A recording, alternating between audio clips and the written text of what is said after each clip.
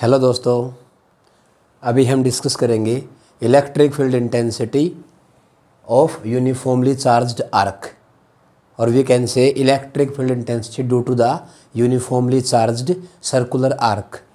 मान लो ये हमारे पास कोई सर्कुलर आर्क है, let's suppose it is a circular arc and R is the radius of arc, Q is the total charge which is uniformly distributed, total charge. Okay, let lambda is the linear charge density, charge distributed per unit length. Lambda is linear charge density. Lambda is simply defined as total charge distributed per unit length यहाँ पे जो भी मेरा arc है उसका length आ जाएगा। उसके बाद ये बात आती है अल्फ़ा। अल्फ़ा कौन है?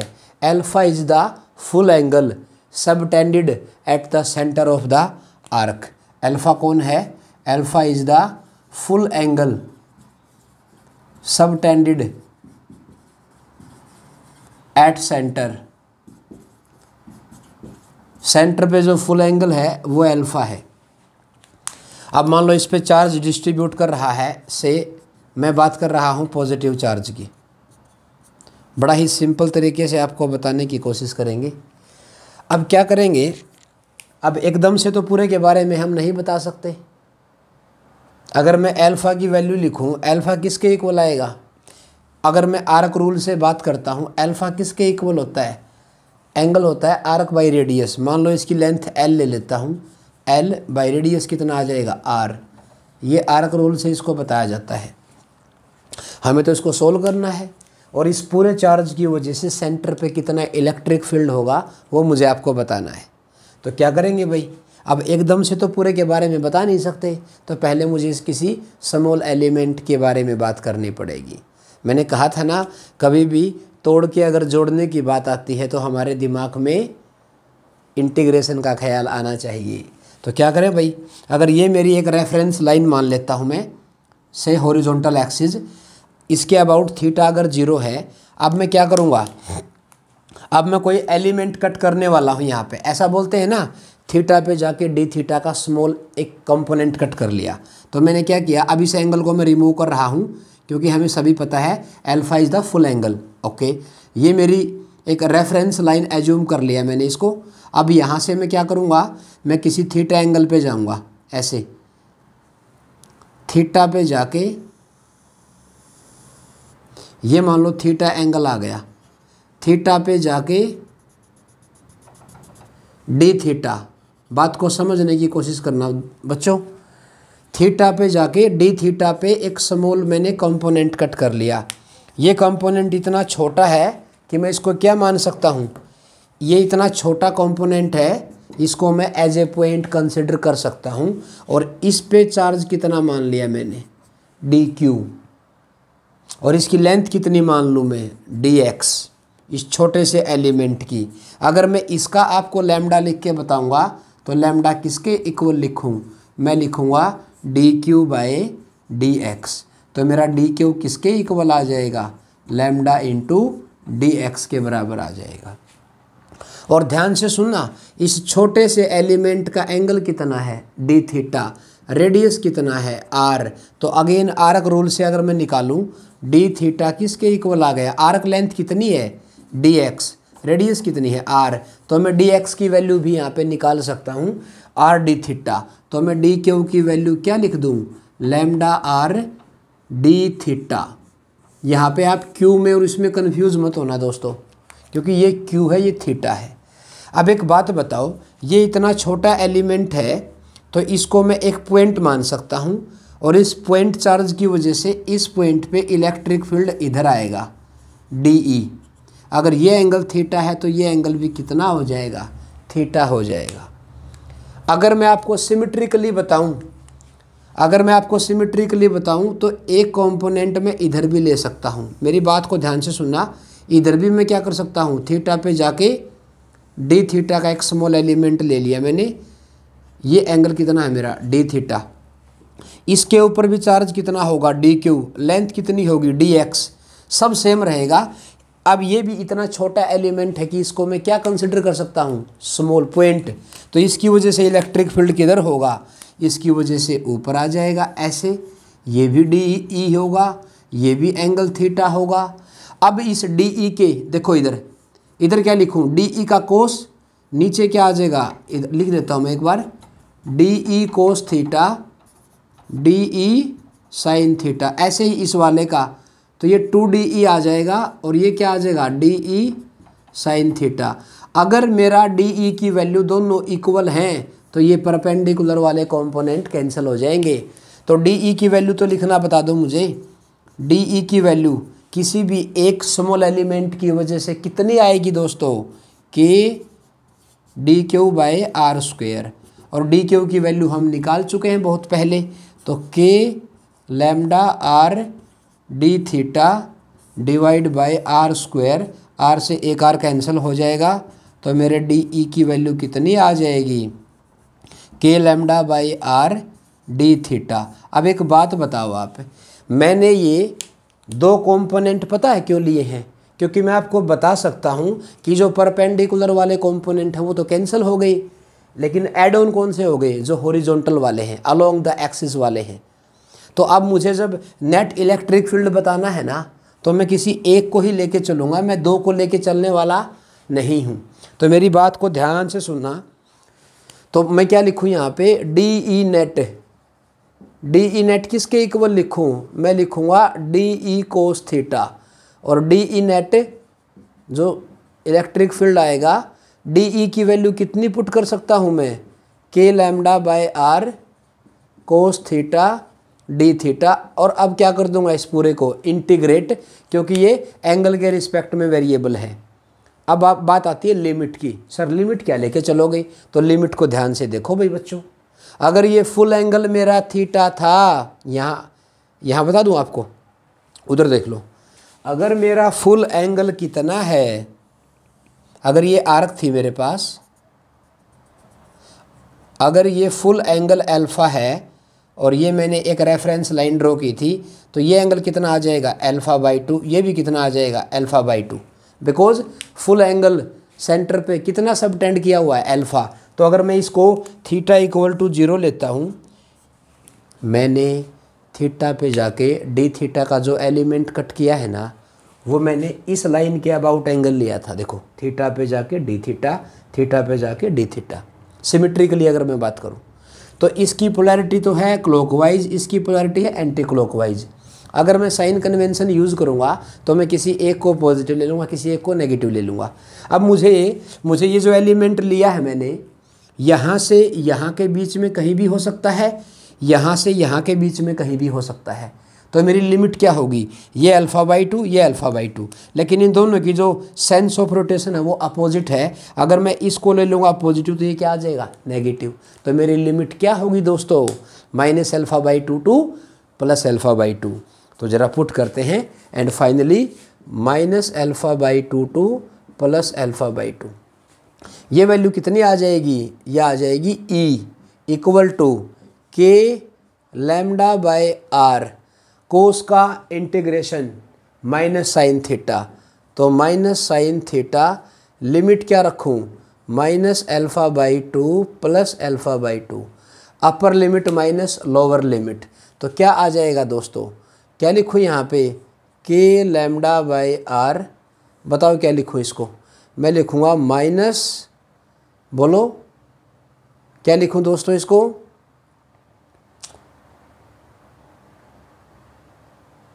अरे प्लस होता है यार, कोस का इंटीग्रेशन तो प्लस होता है ना। तो यहाँ पे क्या आ जाएगा, sin α/2 माइनस माइनस प्लस हो जाएगा sin α/2, क्योंकि साइन ऑड फंक्शन होता है, अगर उसके एंगल में नेगेटिव होगा तो उसको आगे भेज देगा वो, इसलिए मैंने नेगेटिव नेगेटिव पॉजिटिव कर दिया। तो कितना आ गया ये वैल्यू आ गई मेरी E की। तो E की वैल्यू क्या लिखूँ दोस्तों, K λ/r, 2 आगे ले लेता हूँ, और साइन ऑफ α/2, ये मेरा फाइनल वैल्यू आ गई भाई। अब ये एंगल कौन है, alpha is the full angle, जो सेंटर के ऊपर सबटेंड किया गया है, और उसका मुझे हाफ करना पड़ेगा। बाकी सारे पैरामीटर को आप अच्छी तरीके से जानते हो। तो ये किसी भी एक सर्कुलर आर्क की वजह से इलेक्ट्रिक फील्ड इंटेंसिटी का फॉर्मूला आ गया सेंटर पे। डायरेक्शन बताऊं तो इस आर्क के परपेंडिकुलर रहेगी बाहर की तरफ, ठीक है ना। ये मैंने केवल मैग्नीट्यूड की बात की है आपसे। अब थोड़ा सा आगे बढ़ता हूं, देखते हैं इसका यूज़ कहाँ कहाँ होने वाला है। हाँ जी दोस्तों, अभी कुछ कंक्लूजन्स पॉइंट हैं, क्योंकि फॉर्मूला मैं आपको बता चुका हूँ। किसी भी यूनिफॉर्मली चार्ज्ड आर्क की वजह से सेंटर पे आर डिस्टेंस पे इतना इलेक्ट्रिक फील्ड आता है। Alpha is the full angle subtended at the centre. Okay जी, बहुत बढ़िया, बहुत अच्छा। अब सुनो पहला केस, अगर मेरा अल्फा कितना आ जाए 360 डिग्री, तो क्या बन जाएगी वो। अगर अल्फा मेरा 360 आ गया तो वो क्या बन जाएगी, वो तो फुल रिंग बन जाएगी, पूरी की पूरी रिंग हो जाएगी। क्योंकि रिंग के सेंटर पे एंगल कितना होता है 2 पाई या 360 डिग्री। तो यहाँ पे ई की वैल्यू क्या लिखूँगा बताओ मुझे, बताओ क्या यूज़ करने वाला हूँ। तो ई की वैल्यू बनेगी 2k लैम्डा बाई में आर। अगर रिंग का रेडियस आर है तो साइन ऑफ कितना आ जाएगा 180 डिग्री, और हमें पता है साइन 180 कितना होता है 0।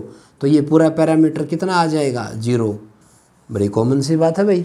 रिंग के सेंटर पे इलेक्ट्रिक फील्ड इंटेंसिटी कितनी आई 0। आप ऐसे भी समझ सकते हो, अगर इसके ऊपर plus Q charge uniformly distribute कर रहा है, तो एक बात बताओ, मैं अगर ये वाला एलिमेंट ले लेता हूँ, इसकी वजह से इलेक्ट्रिक फील्ड इधर होगा, और इसके बिल्कुल डायमेट्रिकली अपोजिट सेम एलिमेंट की वजह से इधर होगा।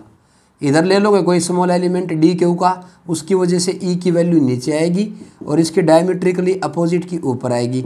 तो कहीं ना कहीं नेट किसके बराबर आएगा, नेट ई है वो 0 ही आता है। कहाँ पे, रिंग के सेंटर पे। और अगर आपको ध्यान हो, एक यूनिफॉर्मली चार्ज्ड सर्कुलर रिंग का मैं आपको बता चुका हूँ इलेक्ट्रिक फील्ड इंटेंसिटी उसकी एक्सिस पे, अलग अलग पॉइंट पे। जब सेंटर की बात आई थी तो सेंटर पे वहाँ पे भी ई कितना आया था 0 आया था। तो हम ये कह सकते हैं confirmly the value of electric field intensity at the centre of the uniformly charged circular ring is always equal to 0। ये आ जाएगा। अगर मेरा अल्फा का एंगल कितना आ जाए सर 180 डिग्री, तो मैं ई की वैल्यू क्या लिखने वाला हूँ 2k लैम्डा बाई आर। अब फुल एंगल है 180, तो उसका हाफ कितना आ जाएगा साइन 90। और हमें पता है साइन 90 किसके इक्वल होता है सर, ये तो 1 के बराबर होता है।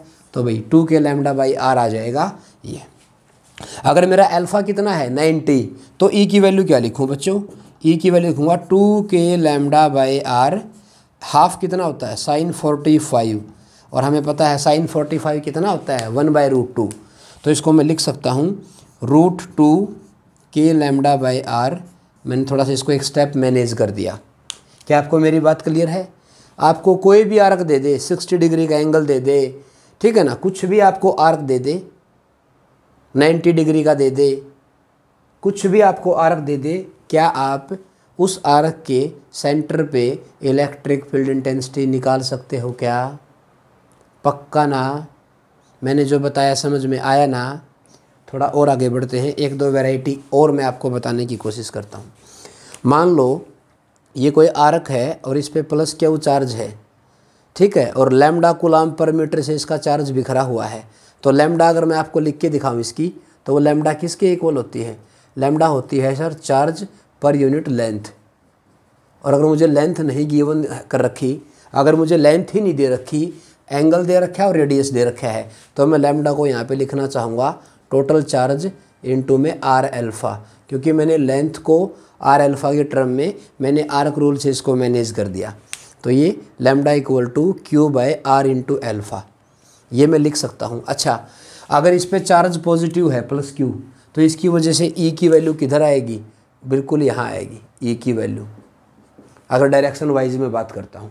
और अगर इस पर चार्ज कैसा होता, नेगेटिव होता, तब ई की डायरेक्शन कहाँ आती, रेडियली आउटवर्ड या इनवर्ड। नेगेटिव में इनवर्ड और पॉजिटिव में आउटवर्ड। बोलो दोस्तों, आया ना समझ में। चलो, अब एक बहुत ही शानदार एग्जाम्पल है, मैं चाहता हूँ कि आपको इसके बारे में आपको पता, पहले अपनी स्क्रीन को पॉज करके इसको खुद आप सॉल्व करने की कोशिश करो। मान लो आप बताइए कैसी रिंग है, फुल की हाफ, ये तो सेमी सर्कुलर रिंग है।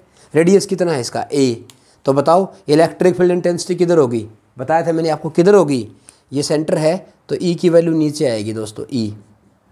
E की वैल्यू ज़रा पुट करते हैं, किसके इक्वल होता है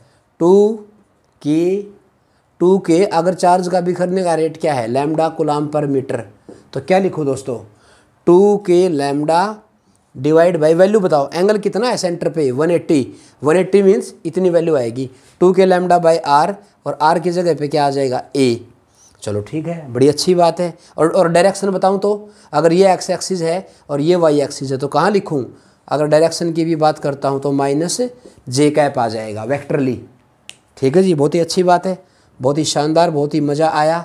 इधर देखो 2K लैम्डा को क्या लिख सकता हूँ मैं लैम्डा को देखो इस पे टोटल चार्ज कितना दे रखा है Q, तो लैम्डा को मैं क्या लिखूँगा Q R into alpha. Radius कितना है, एक तो ये A पहले से था, तो Q बाय R एल्फ़ा क्या लिखूँ दोस्तों, क्या लिखूँ इसको R मतलब A और एल्फ़ा कितना पाई। अरे इसका लैम्डा निकाल लो ना आप, इस पे चार्ज कितना है Q, और लेंथ कितनी लिखूँ इसकी पाई A, क्योंकि सरकमफेरेंस का हाफ होती है, ये आ जाएगी, तो यानी कि A पाई। तो क्या लिखूँ इसको मैं R इंटू में -j। तो E की वैल्यू अगर मैं लिखना चाहूँ तो 2K by pi A² -j। ये मेरी इलेक्ट्रिक फील्ड की वैल्यू आ जाएगी। क्या आपको समझ में आया? चाहो तो आप K की वैल्यू भी पुट कर सकते हो 1/4πε0, थोड़ा और इसको मैनेज कर सकते हो। क्या आपको मेरी बात क्लियर है? पक्का ना? एक न्यूमेरिकल और मैं लेके आता हूँ आपके सामने, ठीक है ना। हाँ जी दोस्तों, आवर नेक्स्ट क्वेश्चन इज, ये देखो अब की बार भी सेमी सर्कुलर आर्क दे दिया, लेकिन उसको है ना 2 क्वाड्रेंट में डिवाइड कर दिया, और ये जो मेरा जो फर्स्ट क्वाड्रेंट है इस पे तो पॉजिटिव लैम्डा है और इस पे नेगेटिव लैम्डा है, और सेंटर पे इलेक्ट्रिक फील्ड इंटेंसिटी बतानी है। तो क्या करेंगे भाई, इसको अलग अलग सॉल्व कर लो आप। मैंने बताया था अगर चार्ज मेरा पॉजिटिव होता है तो मेरा इलेक्ट्रिक फील्ड जो होगा वो आउटवर्ड होगा, और E की वैल्यू कितनी लिखूं, एंगल कितना है अल्फा यहाँ पे 90 डिग्री, तो ये वैल्यू आएगी, मैं आपको बता चुका हूँ 2K लैम्डा बाई A अगर इसका रेडियस है तो। ओके जी, बहुत बढ़िया, बहुत अच्छा। अच्छा, माइनस की वजह से कहाँ होता है, आउटवर्ड की इनवर्ड, सर ये इनवर्ड होगा, ऐसे होगा। इसकी वैल्यू भी कितनी होगी √2K लैम्डा बाई A, लेकिन पॉजिटिव नेगेटिव में आएगी। तो नेट कितना आया, नेट बताओ मेरे को। अगर इनके बीच में एंगल 90 है, 90 ही बनेगा, और दोनों इक्वल इन मैग्नीट्यूड हैं, बिल्कुल हैं, तो नेट मेरा इधर आएगा। तो मेरा नेट क्या लिखूँ मैं लिखूँगा E नेट वेक्टर की फॉर्म में, √2 ऑफ E आ जाएगा, √2 ऑफ E आ जाएगा। तो क्या लिखूँ इसको मैं √2 एज इट इज़, और E की वैल्यू कितनी है √2K लैम्डा बाई A। अरे बोलो प्यारे बच्चों, ठीक है। और यहाँ पे किसके इक्वल आ जाएगा, -i कैप के इक्वल आ जाएगा, E के नेगेटिव में आ जाएगा, E के नेगेटिव में आ जाएगा। अगर लैम्डा की वैल्यू आप लिखना चाहो तो लिख भी सकते हो, लैम्डा की वैल्यू अगर आप लिखना चाहो तो लैम्डा किसके इक्वल, हालांकि इसको लैम्डा में भी छोड़ सकते हैं, तो ये 2 आ जाएगा यहाँ पे, तो 2K लैम्डा बाई A आ जाएगी। डायरेक्शन किधर आई, नेगेटिव ऑफ I कैप में आई। क्लियर है ना मेरी बात? और अगर आपको लैम्डा की वैल्यू पुट करनी पड़ जाए तो लैम्डा यहाँ पे पूरे के लिए कितनी वैल्यू पुट की जाएगी लैम्डा की, charge per unit length. Lambda किसके इक्वल होता है, चार्ज पर यूनिट लेंथ, यानी कि पाई A। ये वैल्यू पुट कर सकते हो आप यहाँ पे। एक क्वेश्चन और है मेरे पास, एक वैरायटी और है। अब की बार ये बस एक ही ले लिया मैंने, एक ओनली क्वाड्रेंट ले लिया, और अगर टोटल चार्ज Q है तो बताओ सेंटर पे कितना इलेक्ट्रिक फील्ड होगा। तो बताओ लैम्डा लिख लो पहले इसका, लैम्डा किसके इक्वल होता है, total charge per unit length, length कितनी है पाई A/2, यानी कि ये इसका चार्ज आ जाएगा दोस्तों। आ गया ना चार्ज इसका। उसके बाद में क्या लिखूँ, E की वैल्यू किधर होती है, सर इधर आएगी। तो E की वैल्यू क्या होती है बताओ, √2K लैम्डा बाई A। तो E की वैल्यू अगर मैं वेक्टर फॉर्म में लिखता हूँ तो क्या आएगी, जल्दी बताओ। E की वैल्यू आएगी, मान लो इसको मैं R वेक्टर का नाम दे देता हूँ, मान लो इधर ये R वेक्टर है, या A वेक्टर बोल देता हूँ मैं इसको, क्योंकि यूनिट वेक्टर क्या है, हमें डायरेक्शन को बताता है। तो E की वैल्यू क्या लिखूँ, के लैम्डा, लैम्डा कितना आ जाएगा 2q/πa²। और डायरेक्शन किधर आएगी दोस्तों, ए यूनिट वेक्टर। अब यूनिट वेक्टर किसके इक्वल है, इधर कौन है -i, इधर कौन है -j। तो इन दोनों के तो इक्वल आया ना ये, तो मैं यूनिट वेक्टर को क्या लिखूं -i -j। अगर मुझे क्या निकालना पड़ जाए तो क्या लिखते हैं, simple vector by its magnitude. तो मैं क्या लिखूं दोस्तों, ई वेक्टर फॉर्म में आ जाएगा 2√2 kq/πa²। इसको क्या लिख सकता हूँ मैं, सिंपल वेक्टर i -j/√2, और √2 से √2 में कट करके बताओ मेरी final value. We will calculate kq/πa² -i -j। ये मेरा आंसर आ सकता है दोस्तों। मैं उम्मीद करता हूँ जो भी मैंने आपको बताया वो आपको बहुत ही अच्छे तरीके से समझ में आया। तो ये था हमारा आज का डिस्कशन, इलेक्ट्रिक फील्ड इंटेंसिटी किसकी वजह से, यूनिफॉर्मली चार्ज्ड सर्कुलर आर्क। और ये मेरा रामबाण है भाई, 2k λ/r sine of α/2। Alpha is the full angle subtended at the centre of the arc. तो अपनी स्क्रीन को पॉज करो, अच्छे से लिखो, अच्छे से नोट करो इनको, ठीक है। तो प्लीज़ ज़्यादा से ज़्यादा लाइक, शेयर और सब्सक्राइब कर दें और बेल आइकन को प्रेस कर दें, ठीक है। और अपना ध्यान रखना, क्योंकि अब की बार बहुत ही बुरा हाल हो रखा है, लॉकडाउन पे लॉकडाउन, बच्चों की पढ़ाई का बहुत बुरा हाल हो रखा है। तो प्लीज़ अपने घर पे सेफ रहें और अपनी तैयारी को, अपनी प्रिपरेशन को कंटिन्यू रखें। एक बहुत ही अच्छा समय आएगा, थोड़ा इंतज़ार करो। Thank you. अपना साथ ऐसे ही बनाए रखने के लिए आपका बहुत बहुत धन्यवाद। Thank you so much.